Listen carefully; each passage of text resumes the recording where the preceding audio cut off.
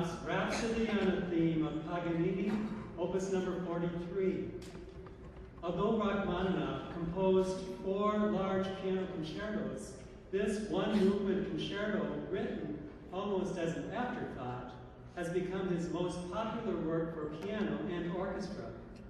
He used his 24 variations on Paganini's 24th Caprice for solo violin to explore brand new realms of beauty, pianistic virtuosity, and musical structure.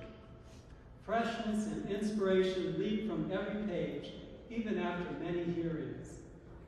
The most popular variation is the 18th variation, which is often taken out of the Rhapsody and played on its own. It became very popular in the 1980 romantic science fiction film, Somewhere in Time. This was played by Christopher Reeve and Jane Seymour. So let us have a little fun with this piece before we begin. The Rhapsody on the Theme of Paganini is based on the 24th Caprice of Paganini for solo violin, which sounds basically like this.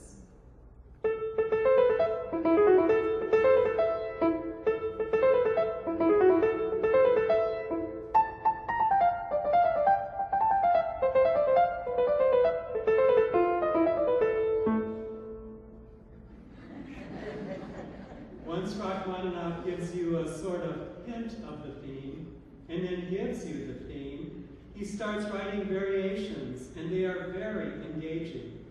By the way, you are not expected to know when one variation ends and the next one begins, because they just tumble forward, they're so short, and they move right along.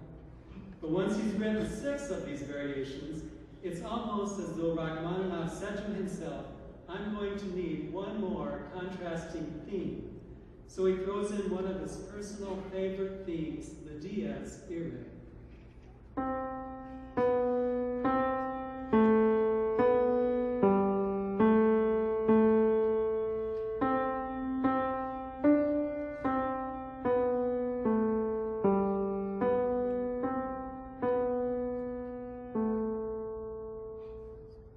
With these 2 themes, there are all sorts of fantastic highlights along the way.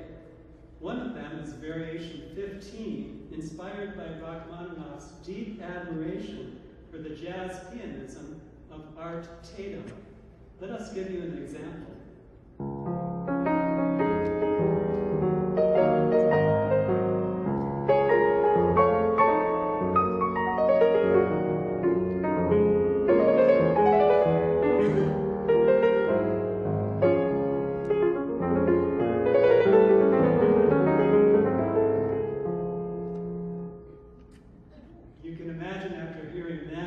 Rachmaninoff's inspiration for the 15th variation.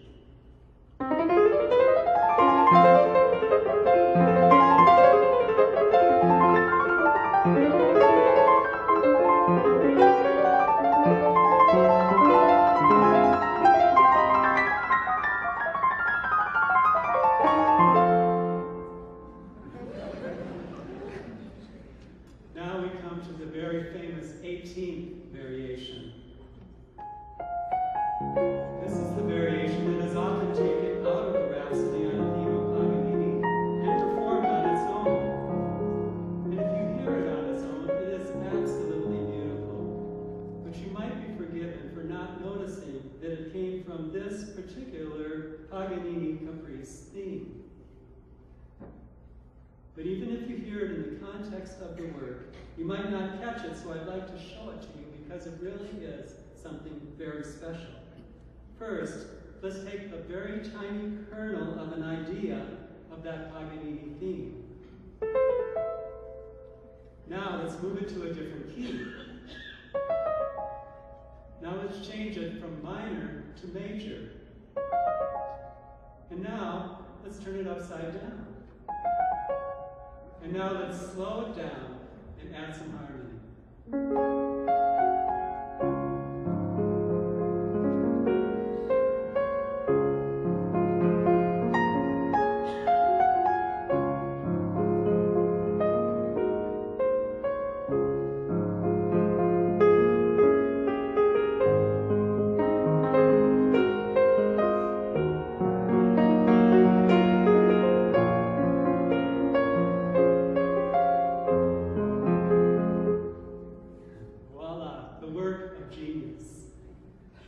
There's a sort of an equivalent to a finale, a set of variations that build and build and build and build, and they get to several short cadenzas in the piano part, one of which is just filled with octaves.